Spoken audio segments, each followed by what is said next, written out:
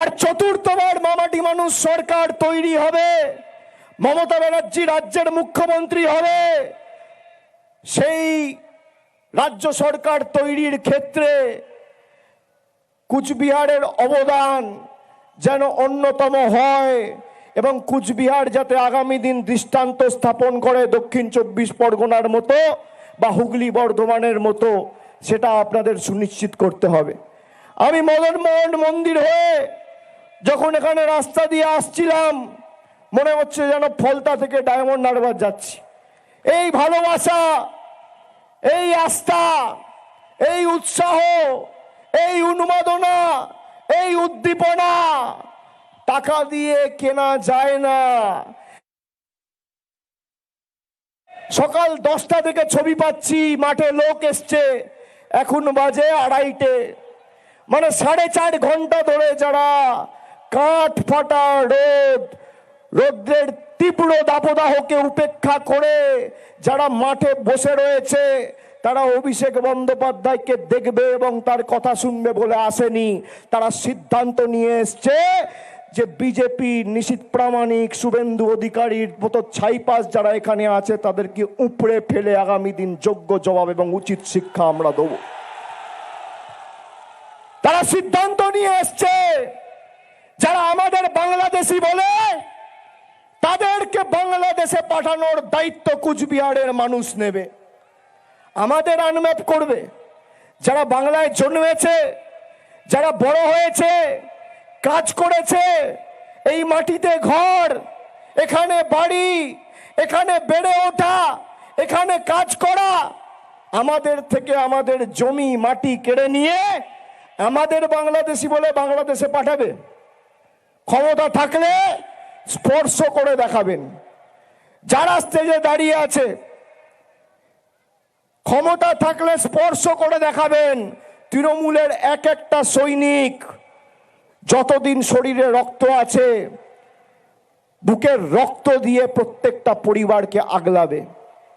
যাদেরকে আনম্যাপ করে hearing notice পাঠাচ্ছে, আমি আসার সময় শুনছিলাম কুচবিহার থেকে গাড়ি 3.5 লক্ষ মানুষকে লজিক্যাল ডিসক্রিপেন্সির নামে হয়রানি করার চেষ্টা করেছে। 3.5 লক্ষ। এই 3.5 লক্ষ মানুষের পাশে তৃণমূলের সর্বস্তরের কর্মী সমর্থকদের দাঁড়িয়ে যাতে এদের ভোটার লিস্টে নাম ওঠে তার ব্যবস্থা করতে হবে। আর দিল্লির লড়াই তো আমরা লড়ব। জ্ঞানেশ কুমারকে আমি গিয়ে যে প্রশ্নগুলো করেছি একটারও সদুত্তর দিতে পারেনি। আমাদের দিকে আঙ্গুল উঁচু করে কথা বলছিল। আমি বললাম আঙ্গুল নামিয়ে কথা বলবেন, আপনি মনোনীত, আমি নির্বাচিত। বিজেপির নেতাদের দয়ায় আমরা এখানে আসিনি, মানুষ নির্বাচিত করে আমাদের পাঠিয়েছে, আমরা মানুষের কাছে দায়বদ্ধ।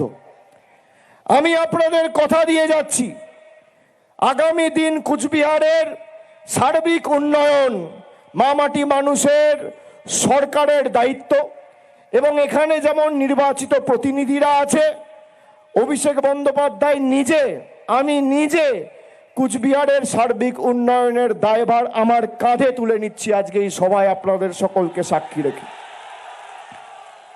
যে ভালোবাসা আপনারা দিয়েছেন, এই ঋণ আগামী দিন উন্নয়নের মাধ্যমে পরিশোধ করব। 12 লক্ষ প্রকৃত প্রাপকদের যাদের আবাস প্লাস তালিকায় নাম ছিল, গত বছর আমাদের সরকার বাড়ি দিয়েছে। আগামী দিন 16 লক্ষ লোককে দেবে, তার মধ্যে 1.5 লক্ষ মানুষ খালি কুচবিহার থেকে বাড়ি পাবে আগামী 2 মাসের মধ্যে। এটাও মামাটি মানুষের প্রতিশ্রুতি, আমাদের মুখ্যমন্ত্রী কথা দিয়েছে। 1.5 লক্ষ মানুষ মানে এক একটা বিধানসভা থেকে গড়ে 16,000 17,000 মানুষকে আমাদের সরকার বাড়ি করে দেবে, ছাদ করে দেবে। দেওয়ার কথা ছিল মোদির আর বিজেপির, কেন্দ্র সরকারের, আর দিচ্ছে কে? মমতা বন্দ্যোপাধ্যায়ের মামাটি মানুষ সরকার। তারা বলেছে, আমরা করেছি। আমাদের সরকার 15 বছর ক্ষমতায় আর নরেন্দ্র মোদীর বিজেপি সরকার 12 বছর ক্ষমতায়। বিজেপির নেতাদের বলবো, আসুন এই কুচবিহারে জায়গা বাঁচুন। রাজ্য নেতাদের কেউ যদি আমার কথা শোনে, দেশের নেতারা তো বাংলা বলতে পারে না, তাদেরকে বলে লাভ নেই। যদি আমার কথা কারোর কানে ঢোকে, একদিকে মমতা বন্দ্যোপাধ্যায় সরকার 15 বছরে কি করেছে, আর একদিকে মোদী সরকার 12 বছরে কুচবিহারের জন্য কি করেছে তথ্য পরিসংখ্যান নিয়ে রিপোর্ট কার্ড নিয়ে আসুন। একদিকে আপনি থাকবেন, একদিকে আমি থাকবো। তথ্য পরিসংখ্যানের নিরিখে লড়াই হবে। আপনাদের 10-0 গোল দিয়ে মাঠের বাইরে যদি না করতে পারি, মানুষের কাছে মুখ দেখাবো না। আসুন, লড়াই করবেন, লড়াই করবেন। আপনাদের কাছে আমাদের শিখতে হবে হিন্দু ধর্ম কি। যে দল 70টা আসন নিয়ে একজন গরিব যুবক পেটের দায়ে চিকেন প্যাটিস বিক্রি করছে বলে তাকে মারছে, সে যদি বাংলায় ক্ষমতায় থাকতো কি অবস্থা করতো রাজ্যটার? আপনি দেখুন না অন্যান্য রাজ্যগুলোর যেখানে এরা দায়িত্বে আছে, নিয়ে যাও, বয়স্ক লোকেরা আছে, আপনারা বসুন নিচে, রোদ আছে, বসুন। যা বাবা, পায়ে ব্যথা হচ্ছে, যা বস নিচে। যারা 70টা আসন নিয়ে একজন চিকেন প্যাটিস বিক্রি করছে বলে তাকে বেধড়ক মারছে, দেখেছেন? দেখেছেন? আচ্ছা বলুন তো, আমাদের পাড়ায়, আমাদের এলাকায়, আমাদের গ্রামে, আমাদের ওয়ার্ডে কে চিকেন প্যাটিস বিক্রি করবে? কে এগরোল বিক্রি করবে? কে চাউমিন বিক্রি করবে? কে পাকোড়া বিক্রি করবে? বিজেপির বাবারা ঠিক করবে? বিজেপি ঠিক করবে আমি কি রঙের জামা পরবো, আমি কি ভাষায় কথা বলবো, আমি কি দিয়ে ভাত খাবো? কোনোদিন হিন্দুত্বর কোনো হিন্দু ধর্মের কোনো গ্রন্থ বা বই এরা পড়েছে? গীতার একটা শ্লোক বলতে পারবে? হিন্দু ধর্ম কোনোদিন বিভাজনের কথা শেখায় না।